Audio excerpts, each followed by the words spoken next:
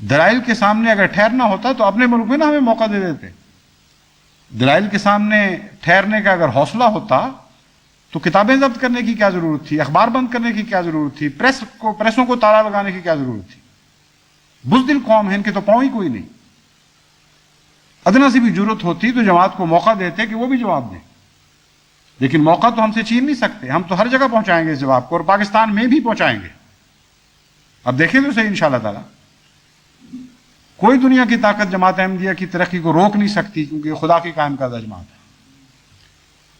رہا یہ سوال کہ یہ جماعت احمدیہ کے یہ حالات کب تک رہیں گے, جیسا کہ میں نے پہلے بیان کیا ہے, اس کے متعلق تو اللہ ہی بہتر جانتا ہے.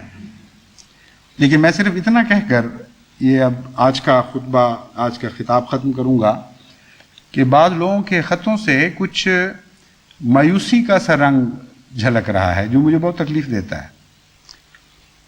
مایوسی نہیں کہنا چاہیے, مایوسی کے سوا کوئی نام ہونا چاہیے. وہ مایوس تو نہیں ہے خدا کی رحمت سے, لیکن نتیجہ جو نکال رہے ہیں اس میں بہت جلدی کی جا رہی ہے, عجلت سے کام لیا جا رہا ہے. وہ سمجھتے ہیں کہ جو موجودہ تقدیر ہے یہ گزشتہ مخالفتوں سے اس رنگ میں بھی مختلف ہے کہ اب غالباً اس ملک سے ہمارے مرکز کو ہجرت کرنی پڑے گی, اور ایک لمبا عرصہ ہے مشکلات کا. اور وہ ساتھ یہ بھی یقین رکھتے ہیں کہ اس کے نتیجے میں عظیم الشان فتوحات ہوں گی جیسا کہ ہمیشہ ہوتی آئی ہیں, لیکن یہ نتیجہ بہت جلدی نکال لیا گیا ہے. میں تو بالکل یہ نتیجہ نکالنے پر رضامند نہیں ہوں. تاریخ دہرایا کرتی ہے اپنے آپ کو, لیکن ضروری تو نہیں کہ لفظاً لفظاً دہرائے, وہی شکلیں, وہی صورتیں, وہی نام 100% ظاہر ہو جائیں. دہراتی ہے اصولوں کے طور پر, اور وہ اصول قرآن کریم نے محفوظ فرما دیے ہیں. وہ اصول تو ضرور دہرائے جائیں گے کیونکہ وہ سنت اللہ کہلاتے ہیں اور سنت انبیاء بن جایا کرتے ہیں, لیکن ان اصولوں کے نقوش مختلف بھی ہو سکتے ہیں جو عملاً جس طرح وہ جاری ہوں ان کی شکلیں بدل سکتی ہیں.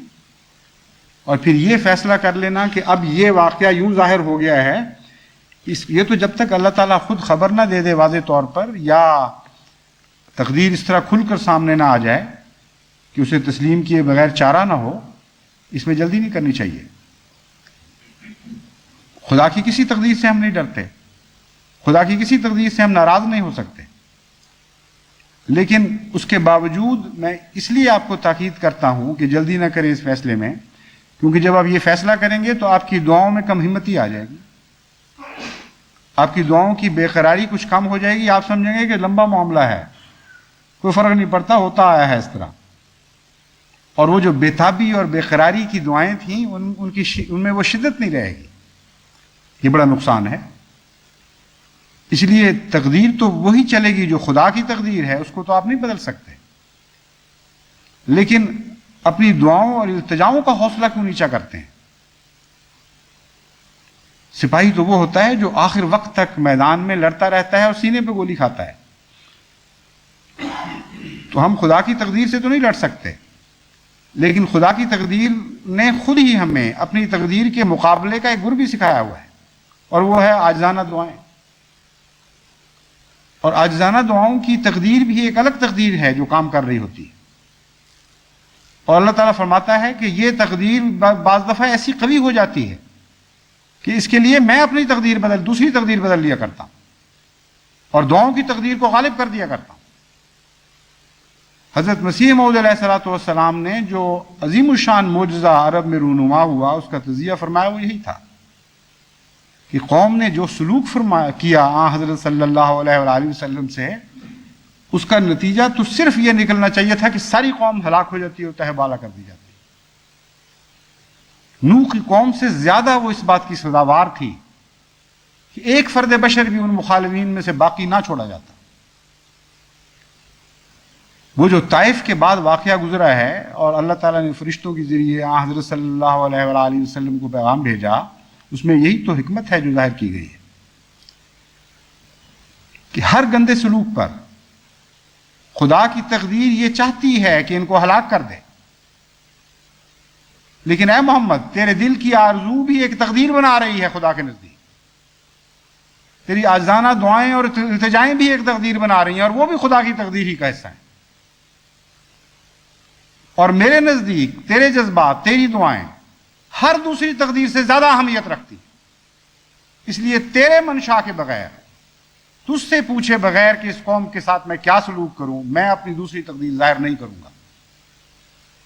لیکن دوسری تقدیر کیا تھی؟ وہ یہ تھی کہ اگر تیرا دل چاہتا ہے، اگر تو اتنا بیزار اور دکھی ہو چکا ہے کہ ان کو مٹانے پر آمادہ ہو گیا ہے، تو میں اپنے فرشتوں کو حکم دوں گا اور وہ 2 پہاڑوں کو اس طرح اکٹھا کر دیں گے کہ ہمیشہ کے لیے طائف کی بستی کا نشان دنیا سے مٹ جائے۔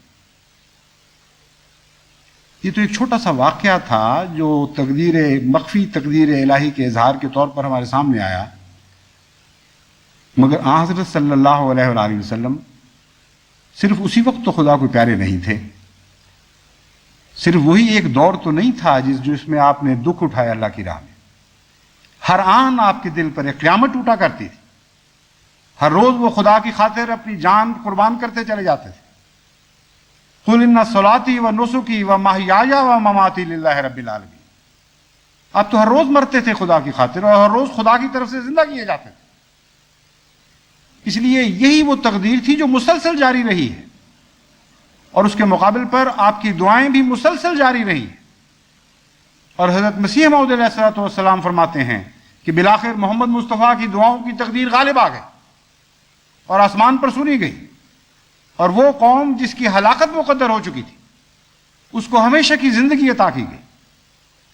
اس آقا کی غلامی کے آپ دعوے دار ہیں، اسی کے نقش قدم پر چلیں، اس قوم کی ہلاکت میں جلدی نہ کریں بلکہ اس قوم کے احیاء کے لیے التجائیں کریں۔